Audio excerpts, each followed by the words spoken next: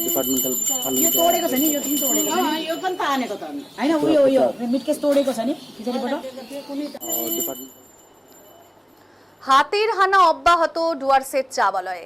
ডুয়ার্সের আলিপুরদুয়ার জেলার বিভিন্ন চা বাগানে হাতির হানা অব্যাহত।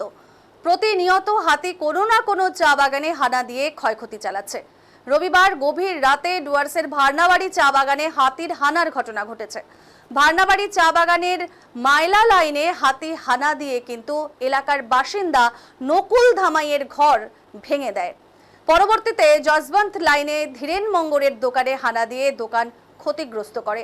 হাতির হানায় চিন্তিত আতঙ্কিত ভার্নাবাড়ি চা বাগানের বাসিন্দারা। দেখুন সেই ছবি, যে একেবারে একদিকে দোকান একদিকে বাড়ি, হাতি এইভাবেই কিন্তু হাতির হানা চলছে এবং অব্যাহত রয়েছে চা বাগানগুলোতে।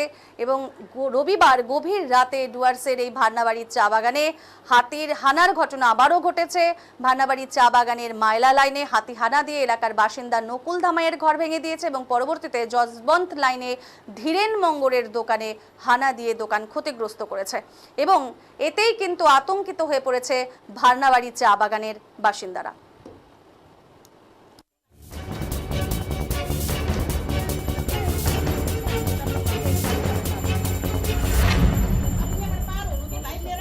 डिपार्टमेन्टल यो तोडेको छ नि, यो पनि तोडेको छ।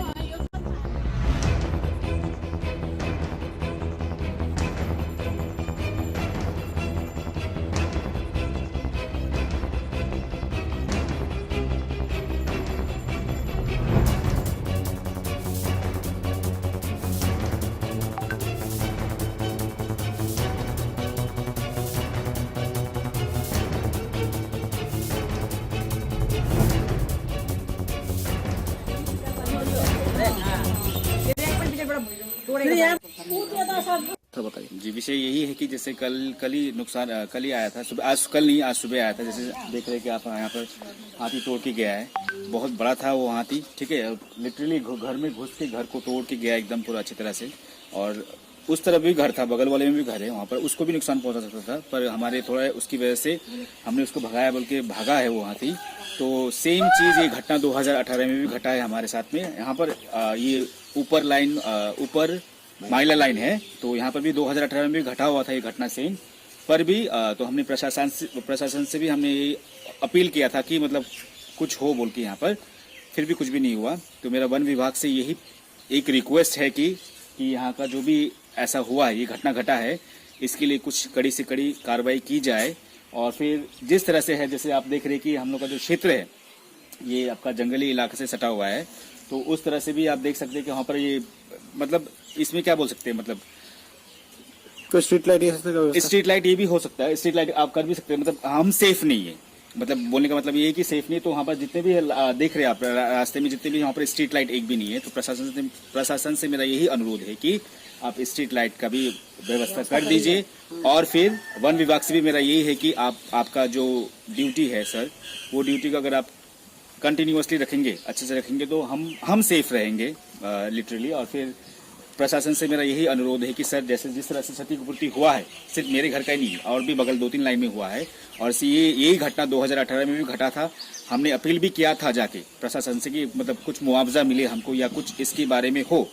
पर क्या हुआ कि आए बहुत सारे लोग आए, फोटो क्लिक किया गए, पर कुछ भी हमें वो मुआवजा मिला भी नहीं है। और अभी तक उस समय तो और भी हमारा स्थिति और दयनीय था। साथ में हमारे यहाँ पर होते हुए भी बहुत सारे घरों को तोड़ते हुए गया हाथी। तो हम वन विभाग से मेरा यही मतलब अनुरोध है कि हम यहाँ पर सेफ नहीं है। तो खुद को भी लगता है कि मतलब सेफ नहीं बोल, क्योंकि रात भर हम लोग जाग के हाथी को भगाया, हमने सो नहीं पाए। वन विभाग की तरफ से गश्ती लगाया जाता है? गश्ती नहीं लगाया जाता, एकदम भी नहीं होता गश्ती। तो ये भी है कि अनुरोध है कि गश्ती लगाया जाए। जैसे कि यहाँ पर हाथी कभी कभी 6 बजे करीब में, कभी 7 बजे करीब में आता है। तो फिर वही है कि हमें खुद ही चौकन्ना रहना पड़ता है। तो इसमें और भी ये है कि जैसे कि हम ना हमारे पास उस समय हाथी को भगाने के लिए क्या होता है, कुछ भी साधन नहीं होता हमारे पास में। तो हम अपने आवाज के माध्यम से ज़्यादा भगा नहीं पाएंगे हाथी को। तो वन विभाग से मेरा ये अनुरोध है कि साधन भी प्रबंध किया जाए हमारे लिए, कि गांव के जो जितने भी क्षेत्र के लोग हैं सभी क्या है खुद ही अलर्ट रहे। लाइट की व्यवस्था है यहाँ? लाइट भी नहीं है, लाइट भी आप देख सकते हैं, लाइट भी नहीं है, एकदम रास्ते में अंधेरा ही होता है। और फिर बगल में फैक्ट्री है हम लोग का, उस फैक्ट्री में तो बहुत सारा जंगल भी है, तो आई थिंक हाथी वहाँ पर आने से भी वो बंगलों के पास ही फैक्ट्री वो जंगल है, तो वहाँ पर दिखता भी नहीं है हाथी आके। तो यही अनुरोध है कि मेरा प्रशासन से कड़ी कार्रवाई की जाए, और प्लीज ये 2000 घटना को भी याद रखते हुए, सेम मेरे घर में घटा था 2018 घटना, फिर भी मुझे कुछ भी मुआवजा नहीं मिला। अभी ये 2026 से फिर दोबारा घटा है मेरे घर में। तो मेरा अनुरोध यही है प्रशासन से कि आप कड़ी से कड़ी कार्रवाई करें, और मेरे इलाके ही नहीं बोलेंगे, आप देख सकते हैं यहाँ पर गांव के क्षेत्र को थोड़ा मद्देनजर रखते हुए अपना कार्रवाई करें। धन्यवाद। आपका परिचय? मेरा नाम सुजीत दमाई है और मेरे घर में ही हुआ है। मैं भंडाबाड़ी ऊपर लाइन का निवासी हूँ।